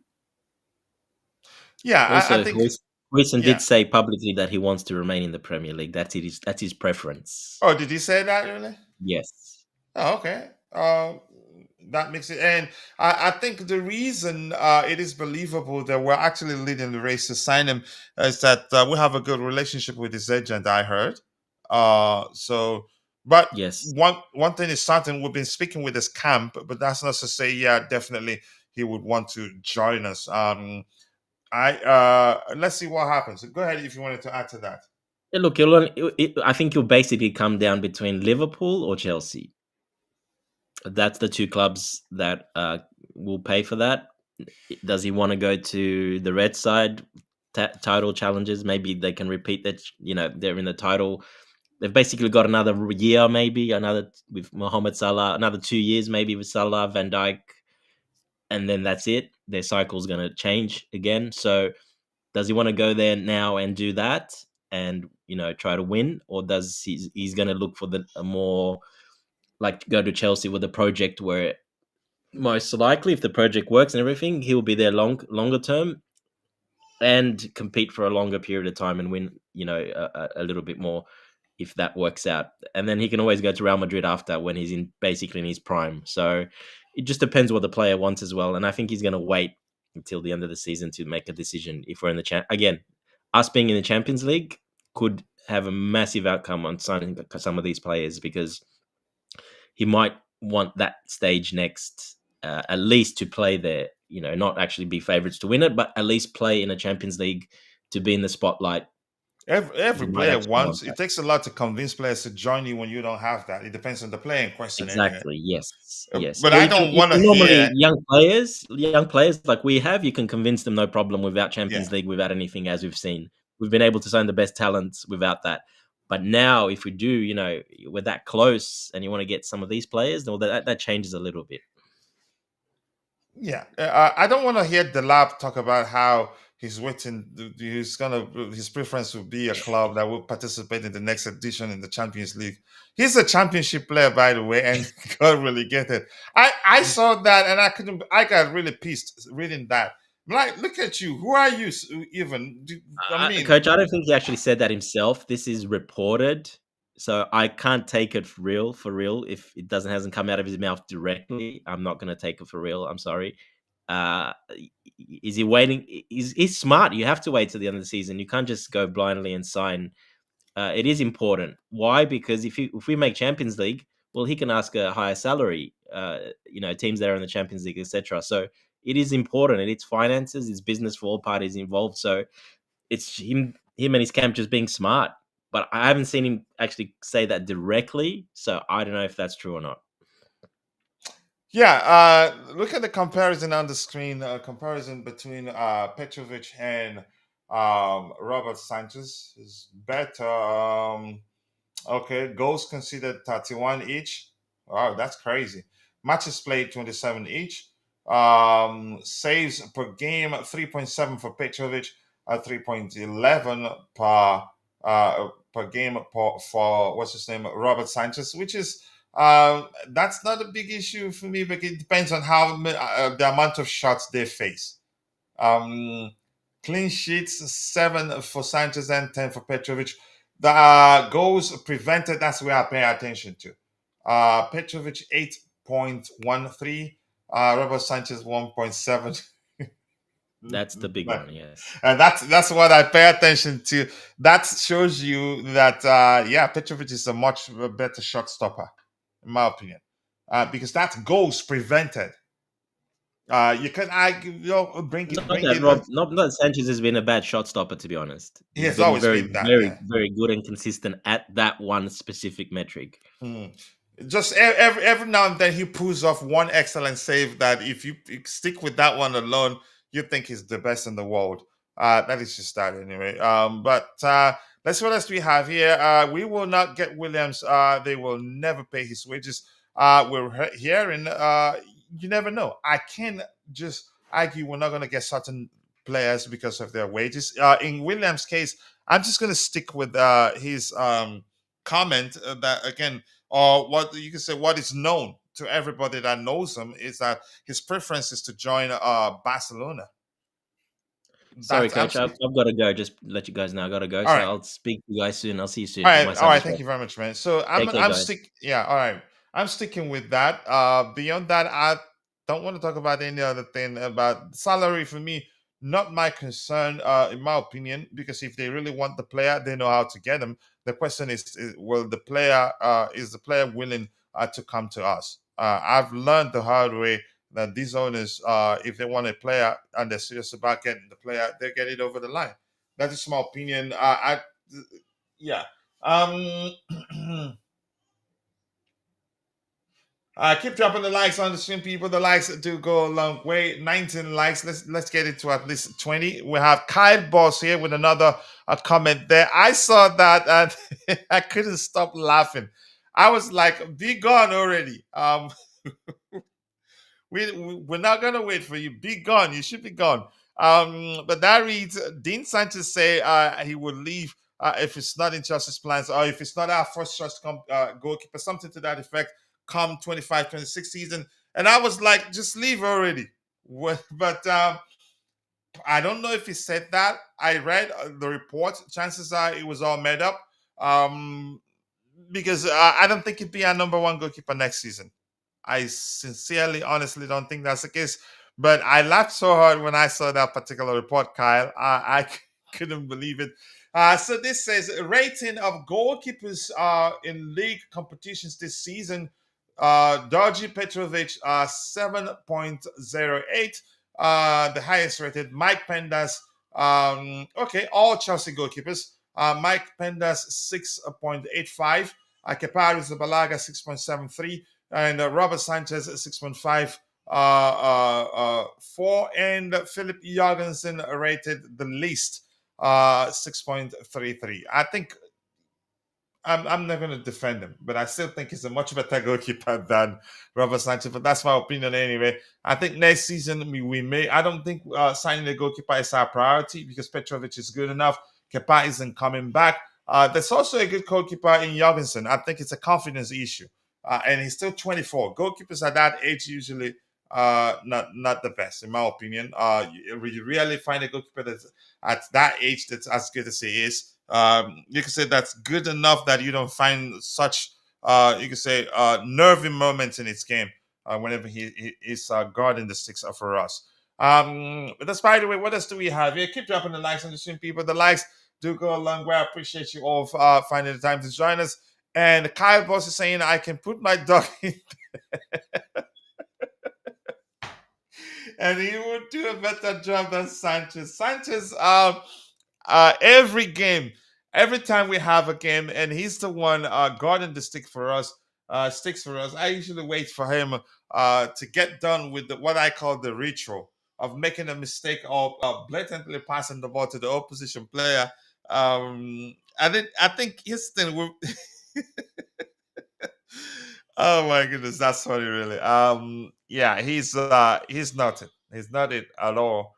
What else do we have here? An interesting topic I wanted us to talk about is Jamie Vardy. Should we look to sign him? And I don't know. Chances are we're actually looking to sign him because his experience in the Premier League and he's a fine finisher. He's also worked under Enzo Maresca and did well when they got promoted. Bobby, let's get started with that. What's his name? The whether I don't know. Would you like us to push to sign Jamie Vardy? He's experienced, and I think he'd do well under Maresca. He's played under him before, and I think that that particular report is here. Let me put it at the top and share the screen. Yeah, the report reads: breaking news: Jamie Vardy has decided to leave Leicester City at the end of the season, and I think him deciding to leave. I think probably he's found a club already. Yeah. Well, Uh, After almost 13 years at the club and the legendary chapter at the club, it's over. 1 million signing, not bad. Yeah, they got their money's worth. But go ahead, Bobby. I'd say sign him. It's a no for me. There comes a time where you have to let go of something. His better days are well behind him. If you look at this last season he's had with Leicester, he's not been brilliant. I don't even think he's been noticeable, not to mention being effective. Sometimes you just have to let go of certain things, and I think Chelsea need a more dynamic, a younger, even if a mature, but at least a bit younger striker. Vardy, in his time, has been very good. He's proven in the Premier League for sure. Is he what Chelsea want right now? No, especially with the way we're playing. He's more a fast break, playing off the shoulder of the last defender kind of guy. We don't play that sort of football. He's even lost a bit of pace. He's still very fast, but not the Vardy of old. So for me, no. Sometimes you just have to stick with the memories and move on. It's like the KDH situation. KDH, Kevin De Bruyne situation. Mhm. People are saying get Kevin De Bruyne, Kevin De Bruyne. I see why they're saying it. I do. I really, really do. But is Kevin De Bruyne at 33, post the injuries he's had, is he that player that he once was? I don't think he is. I know the project is saying that it's at the phase now where they're looking for impact players. They don't necessarily have to fit the current age structure. They may well be mature, but there's mature and there's football geriatric. And I think both those players fit into that category. Not everybody is a Thiago Silva. In fact, Thiago Silva is a rare gem. Vardy has taken care of his body, and I think Kevin De Bruyne, for all it's worth, has taken care of his body. But do they have that longevity in their gene structure to still pull it off? I think a lot of the reason why Thiago Silva got away with it was, one, he was a defender. The emphasis on speed was often consumed by his tactical know-how and his position in play. So he compensated for that a lot with that. You can do that in defense, but with midfield and striker in particular, it's a harder thing to do. That's just my opinion. Um, I really wouldn't like to see a situation where two such great players make a move to a club, especially a top club like us, with fans as critical as we are, and they just end up being humiliated, like Shevchenko was. Shevchenko came to Chelsea and he just humiliated himself. I can remember even back then, or was it on your stream or some stream where we had discussed it, or somewhere back in the day where, as usual, I was discussing on one panel or other, and one thing that hit me, probably even Chelsea TV back then, but what really hit me the most with Shevchenko and hurt me was watching him move beside Premier League defenders. And it was like they were running forwards and he was running backwards. He was in slow motion. It was very, very sad to see. He couldn't outrun anybody. And as a striker, running is part of your strength. He produced moments of his sheer brilliance with some of the goals he scored, but ultimately he was basically embarrassed because he just passed it. And so it'll be sad to see that happen with De Bruyne or Vardy, certainly at Chelsea. Yeah, his thing. I'd say, especially the Bruyne, the intelligence is still there, and I think the reason he's leaving Man City at this point is just because he's had a falling out with Pep Guardiola. But that's a small opinion anyway. I would want him, use him sparingly. There's a way you use him. He doesn't have to run. Just uh, help us run things. But um, rumors are that he could join us. I don't believe it. If it happens, I'll be happy. I think he will go a long way for the young players we have in our squad. But I get your point. Jimmy Vardy, maybe you explained that we played differently, and maybe Enzo Maresca just had to make do with what he had at the time at Leicester City and had to use him because he's one of the best players he had at the time. But now he's at the club that can afford getting him a player that's more suitable to the way he likes to approach the game. So I understand. To be honest, I think he gets bored and just wants Want something to happen? Jesus Christ. He says Vardy is a bit old right now. He's slowed down a lot the pace we're trying to play at. You and Bobby agree, and I think it makes sense. Bobby did explain it better. More importantly, I'm sticking with the way we play. And if the argument comes up, he played under Enzo Maresca at Leicester City, then I'd remind you. At Leicester City, they're not able to spend as Chelsea. So Maresca at the time had to make do with what he had.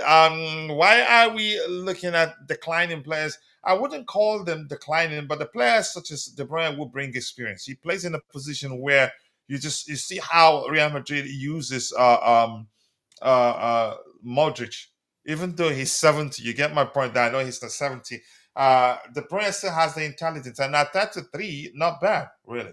I think we can still get a lot from him, squeeze out something from him. He doesn't have to be playing week in, week out. He'll be effective for us in Europe. And when you accommodate such players, what it's important you do is to find a way to conduit, maybe, I don't know if that's a relatable language to use, to mask their deficiency, the lack of pace, or the reduced, you could say, instinct, or is it instinct, reflexes in that player given their age. You can mask it and still get the best out of them. Yeah, just like a player like Kante, even if he's 35, 36, just run less. Stay, read the game, break up play.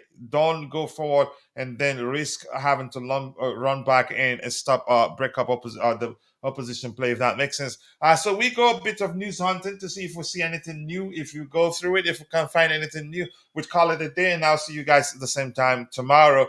Yeah, I have a deal with my daughter to always look my first son, who's will be 10 soon, to look after my daughter while I take care of the show. Rich Money Makers! Nice to see you, Rich Money Maker says, a big up legends. I am still recovering. Good to hear. It's a good thing that you're recovering at all. And yeah, I've been praying for you. And thank you for letting us know. Thanks for all the kind words. And this is what I have heard about the transfer market signings. Please don't don't shoot the messenger. If we get the Champions League, we will sign all the experienced players. If we get the Europa League, we will sign a few experienced players over the age of 25. If we get the Europa League, a Conference League, we will only sign players under the age of 23. Sorry, guys, my contact wants the Crystal Palace defender signed for experience. Guehi, I'm guessing. Good experience. And I understand the point that Bobby and Dante explained to me. Just like Felix, I didn't agree with bringing him back. I love Felix, but we are buying players we don't need. And in the case of Felix, Kyle, I'm going to say something I've told a lot of people here. His signing was just an opportunistic. I can't say that word. Signing. We're signing. And by the way, Chelsea boy, hi to you too. Did I skip your comment or did I not see it? Probably didn't see it. Chelsea boy. Why isn't your comment showing here? But if you're seeing that, I appreciate you joining. So we signed him, bearing in mind that he's a good player. That if in the end it doesn't work out, we can flip him for a sizable profit. He may well still remain at the club, but rumors are circulating that he would want to go back to Benfica, where it all started for him. I'm not sure. We wait. I'd like us to keep him. That's an excellent player in there. And had he stayed and not pushed to join AC Milan, during that period when Cole Palmer struggled, he could have been of him. You could say contributed immensely, and we wouldn't have missed Cole Palmer that much. But unfortunately, that's one aspect of Maresca's management that I will always look back and say, yeah, he didn't do right there. Let me just repeat myself once again. He had the opportunity to create a healthy competition between João Felix and Cole Palmer. Instead, he said publicly that João Felix isn't playing because we have Cole Palmer. I don't think that was nice. Oh, okay. And if I was João Felix, I'd push to leave too. So I'm looking at Vince's wall here. Nothing new has emerged. 10 minutes ago, Estêvão Willian saying playing as a striker is such okay. No, not that's Vince's opinion. Is such a crappy idea, but at least it's an opportunity to learn a new position. Maybe a hybrid approach. Nothing else here. I think we've covered all the items we have lined up here. Nothing else. Bobby, anything else you want to talk about before we call it a day?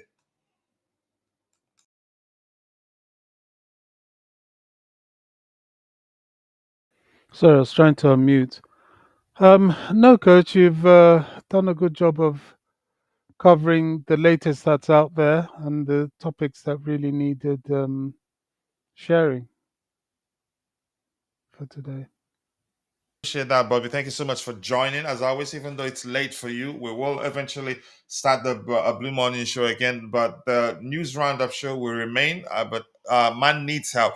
Go away, Keishan. And by the way, Keishan has a YouTube channel where he discusses wrestling. He's trying to get me to start watching wrestling again, and I think I've started watching. But I think they had the last one. Some of the OGs that I know were there, and there was a one on the memorial for the Giant. Is it Andrew the Giant? How do you say his name again?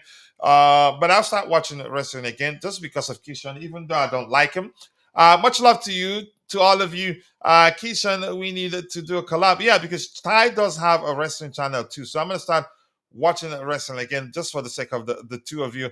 Ty, nice to see you once again. I appreciate you finding the time to join. And Keishan, thank you. And Kyle Balls, thank you. And welcome to the community. Even if you you can say subscribed to the channel a long time ago, I think this is the first time I'm seeing you in the chat. Maybe I'm wrong. Iman, we will not get Williams. Iman, thank you for joining. And the Bluetooth again was here. Miss Melina was here. All of you in the chat. And if I miss Vic also was here. If I miss your name, apologies. I'm only human. See you guys next time. God bless us all and cheers. Chelsea fans, we won't stop believing. No knock. With every chant and roar, we rise for the fight. The blue flag in the air, let it fly with pride. We're gonna show the world that all hearts open wide. From Stamford Bridge, share our voices to the light. We love for the team, stand strong by our side. Every challenge, we will never ignore. In unity we trust, our hopes on the rise. Chelsea spirit shines, bright lights up the skies. And if a cowboy said, for real does, and I would have loved this storm. Every phone's just to there, and there was a strife. You, my heart, keep the blue flame inside like we soar. Through every challenge, we will never ignore. In unity we trust, our hopes on the rise. Chelsea spirit shines, bright lights up the sky.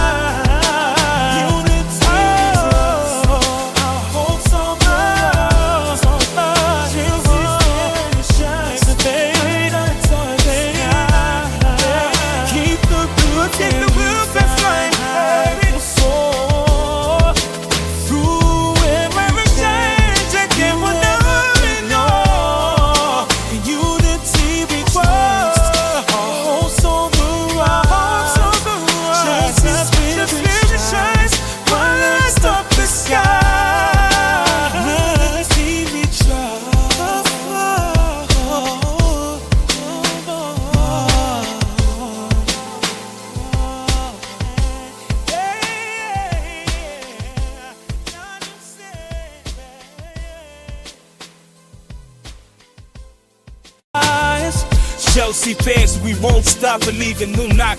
With every chant and roar, we rise for the fight. The blue flag in the air, let it fly with pride. We're gonna show the world that all hearts open wide. From Stamford Bridge, share our voices to the light. We love for the team, stand strong by our side. Every challenge, we will never ignore. In unity we trust, our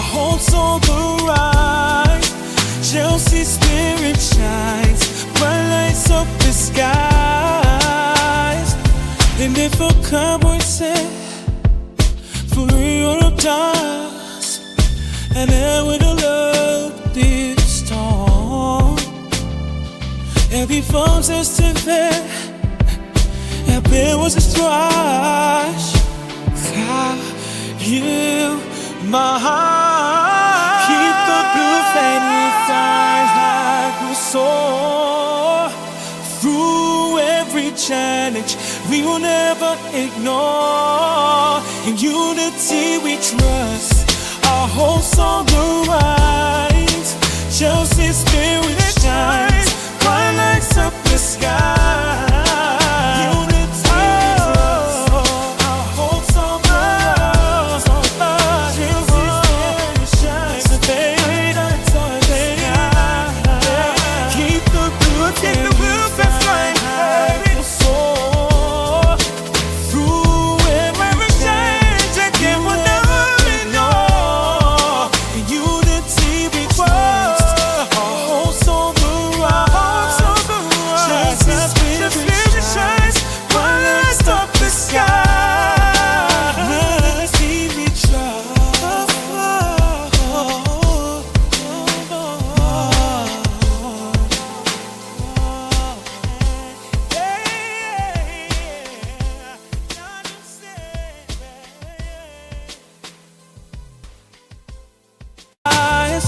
Chelsea fans, we won't stop believing. New knock with every chant and roar, we rise for the fight. The blue flag in the air, let it fly with pride. We're gonna show the world all hearts open wide. From Stamford Bridge, share our voices to the light. We love for the team, stand strong by our side. Through every challenge, we will never ignore. In unity we trust, our hopes on the rise. Chelsea spirit shines, bright lights up the skies. And if a cowboy said, for real dance, and then with a love this storm. Every phone says to bed, every was a stretch. You, my heart, keep the blue flame inside like a soar. Through every challenge, we will never ignore. In unity we trust, our hopes on